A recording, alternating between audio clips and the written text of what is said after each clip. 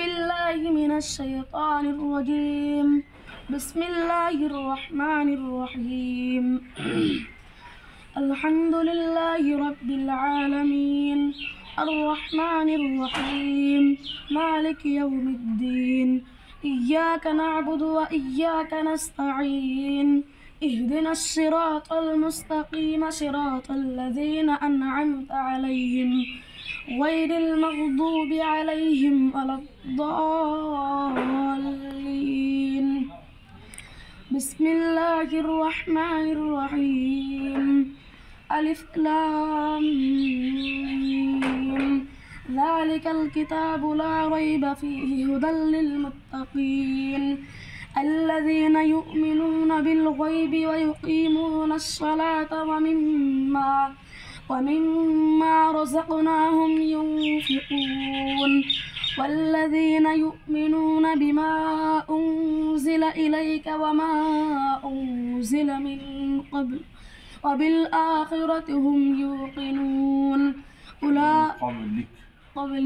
وبالآخرة هم يوقنون أولئك على هدى من ربهم وأولئك هم المفلحون. إن الذين كفروا سواء عليهم أأنذرتهم أم لم تنذرهم لا يؤمنون. ختم الله على قلوبهم وعلى سمعهم وعلى أبصارهم غشاوة ولهم عذاب عظيم. ومن الناس من يقول آمنا بالله وباليوم الآخر وما هم بمؤمنين يخادعون الله والذين آمنوا وما يخدعون إلا أنفسهم وما يشعرون.